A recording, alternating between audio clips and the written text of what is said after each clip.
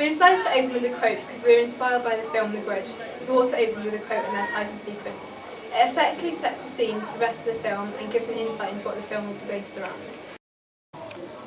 The quote uses formal language which we most likely associate with a more sophisticated person of an older age who is well educated. This adds more realism to the quote and is relevant to the location that we use. We decided to emphasise true story because claiming that your project is true is a convention of the horror genre.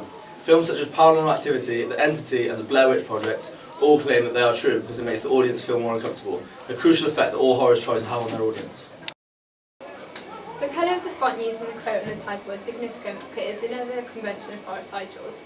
The colour of black, white and red has been used for decades throughout several horrors such as Stakeland, Hatchet and Alien.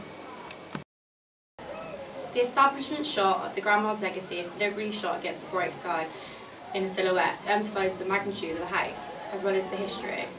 It is important to select an old location because it's another classic convention of horror. As quoted by Carol Clover, they have terrible histories. As the building comes into focus, we can appreciate the detail of the house. We used a long crossfade of the characters to suggest that they are intrinsically linked to the house and to imply the forthcoming action that the house is about to entail. Teenagers stumbling across a problem is a classic convention of horror, more recently used in films such as Cabin in the Woods. An absence of parents, as stated by Wes Craven, is exhibited in our opening title sequence. The use of flash earlier on in the sequence unsettles the audience and prepares them for feeling afraid. The particular shot was inspired by the Saw franchise, which uses flashes persistently. The unconventional tilt shot of the building unsettles the audience and reinforces the idea of what is yet to happen. The coats of arms on the turrets once again reinforce the idea of the building being related to medieval history. We have tried to use some unconventional shots as well, such as characters walking at the step. The shot follows postmodern conventions of varying styles within continuity editing, without distracting the audience. Characters entering the house from the bright outside to the darkness is reminiscent of The Woman in Black, because it symbolises the characters moving away from safety.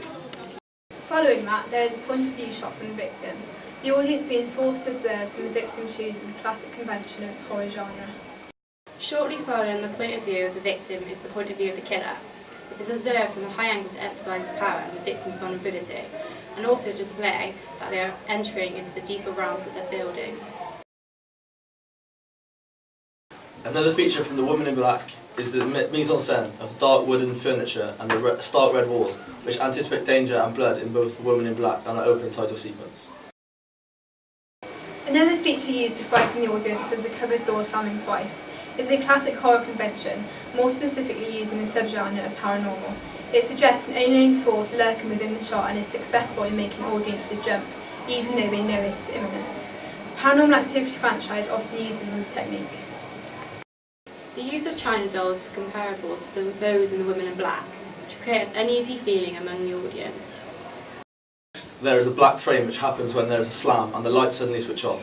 It is effective because it interrupts the audience's mesmerisation with the nursery rhyme and reinforces the idea of lurking presence within the room. The nursery rhyme Rockabye Baby that is used is similar to the rhyme used in the first few minutes of The Woman in Black, where the three girls are playing with the dolls in their room. We tried to duplicate this soundtrack as it can thoroughly captivate the audience. We decided to use quick transition of several shots within our opening sequence at the very end to indicate a sudden turn of events. In our case, Tom suddenly dying due to the nursery rhyme's curse. We put an all-green overlay on top of this effect to once again highlight the antique feel of the location. There is also a scene in The Woman in Black where the toys are independently creating the sound of the nursery rhyme themselves. We tried to reproduce this scene by having the doll move independently to the soundtrack, just as the toy monkey does in The Woman in Black. Finally, we decided to use the exterior of the house again at the end of our opening title sequence to symbolise that the story has gone full circle, from life at the start to death at the end. The use of the outside of the house at the end also makes the audience wonder if actually the house is cursed.